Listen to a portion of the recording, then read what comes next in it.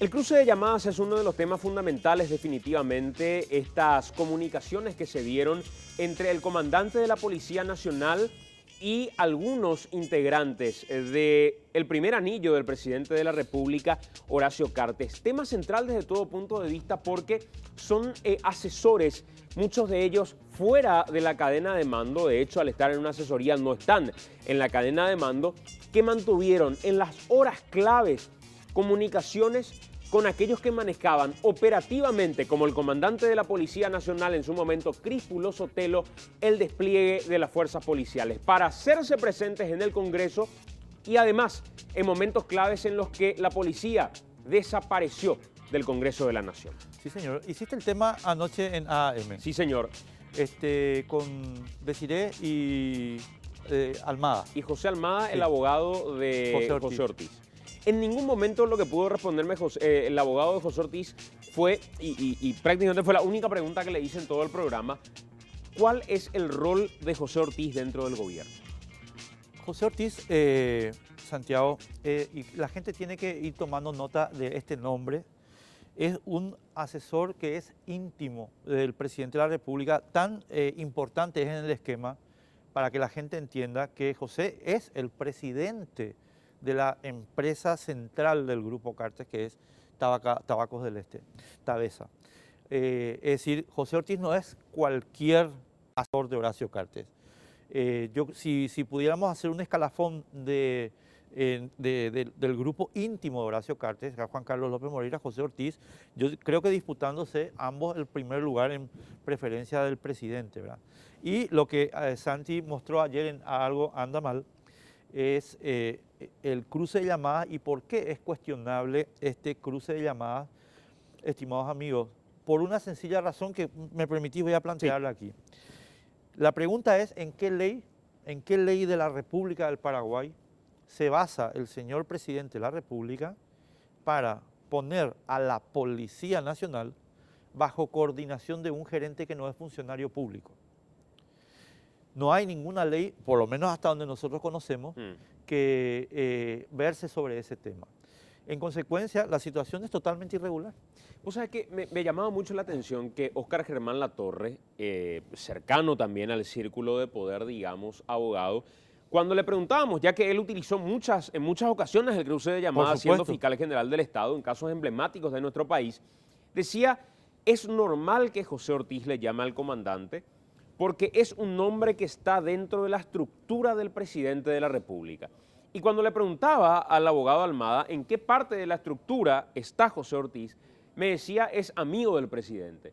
Pero alguien que es amigo del presidente no está dentro de la estructura del poder y mucho menos si miramos a partir de lo que dice, por ejemplo, el artículo 3 de la Constitución. Por supuesto, ese es el punto. ¿Por qué la Constitución paraguaya, estimado amigo, en su artículo 3 prohíbe la delegación? Es decir, yo no le puedo delegar a Santi ningún poder público, ni el Congreso te puede delegar, por una sencilla razón que los norteamericanos denominan accountability. Yo creo que en castellano, el concepto se usa luego en inglés, ¿verdad? Por eso es que es simplemente la responsabilidad exigible a un funcionario público. Es decir, ¿por qué yo no te puedo delegar a vos, privado, una función pública? Porque eventualmente no te voy a poder exigir responsabilidad. Ese es el problema. Entonces, acá el doctor Latorre, que conoce muy bien este tema, porque como lo señalás, fue fiscal general de Estado, pero además muy buen abogado, creo que está forzando un poco las cosas al plantear una salida como la que te contestó. Y en relación al atropello del Partido Liberal Radical Auténtico, decía y hablaba él de la flagrancia. Decía, tenían que hacer ese procedimiento los policías porque existía flagrancia.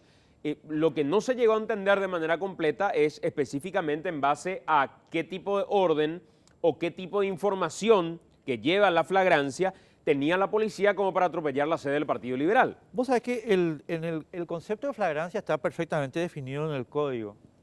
Y yo creo que el doctor Latorre también sabe perfectamente que el concepto de flagrancia implica la realización continua de un hecho punible. Ahora, lo que el doctor Latorre debería explicar es qué hecho punible tuvo una realización continua en la sede del Partido Liberal Radical Auténtico.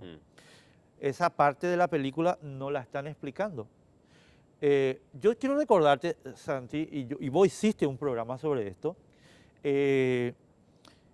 la primera versión pública Sí. emitida por Ariel Martínez y por el propio Palma, Paredes Palma. fue que, no, esto fue de casualidad. ¿Vos recordás eso? Sí, claro. ¿Entendés? Fue de casualidad.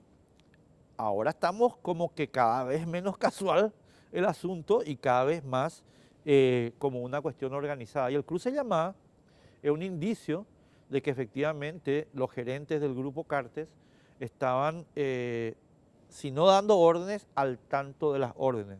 Porque vos no le llamás 16 veces al jefe de la policía en el momento en que se están produciendo los hechos para hablar de pajarito. Absolutamente. No solamente Nicolás Maduro habla de pajarito en ese momento.